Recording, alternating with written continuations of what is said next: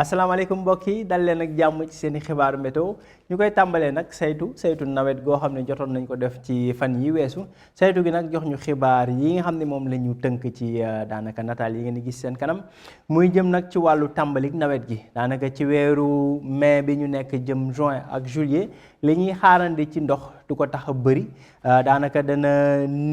yées li nga xam ne moom lañ daan faral di am ci boori bëj Saalum ak boori penku maanaam boori Kédougou jàpp boori Vélingara jëm ba boori Tambacounda waaye li des ci dëkk bi ci daanaka weer yi ma lim léegi ba léegi muy mai juin ak juillet foofee nag ndox bi dana fa ëpp li ñu daan faral di am donc nag ci tënk nag daanaka ñu ngi yaakaar ci tàmbalik nawet gi taw yoo xam ne dana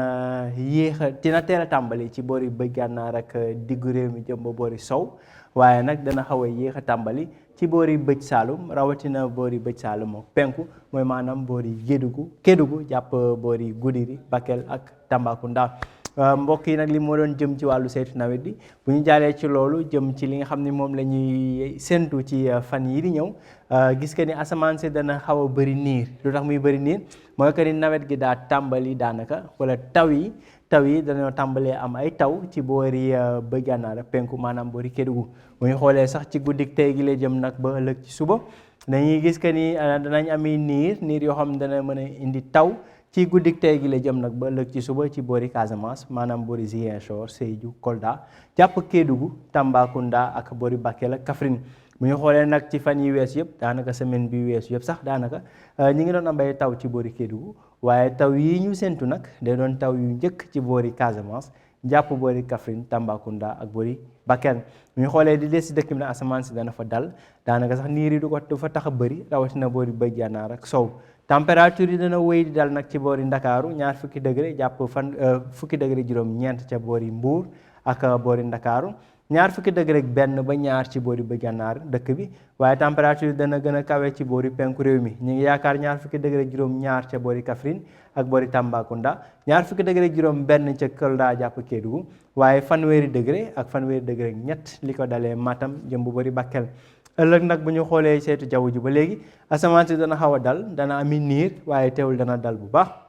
ñu ngi séntu nag ay wisuusal ay taw yoo xam ne nañ ko nemmeeku ci boori Kédougou ëllëg ci ngoon jëm nag bu boori guddi waaye asamaan su dal la ñuy nemmeeku ci gox yu des ci réew mi rawatina nag boori bëj gànnaar ak sow foofee sax jant bi moo fay gën a fës bu ñu xoolee température yi dana wéy di dal li ko dalee Ndakaaru jëm ba boori Ndar ñaar fukki degré juróom-ñett ca Ndakaaru fanweeri degré benn ca boori Ndar waaye lu ñu gën a dugg nag ci boori penku foofee température yi gën a kawe ñeent fukki degré benn ci boori Diourbel jàpp Kaffrine ak boori Linguère ñeent fukki degré ñett ca boori Matam ak Bakel waaye ñeent fukki degré ñeent ca boori Podor foofee nag loolu foofu la température yi di gën a kawe mbokk yi ci tënk la rek ñu ngi tàmbalee di seetlu ay wis-wisal muy tepp yoo xam ne ñu ngi koy tàmbalee di nemmeeku ci boori Kédougou tey nag ci guddi gi ñu ngi koy yaakaar boori Casamance jëm ci boori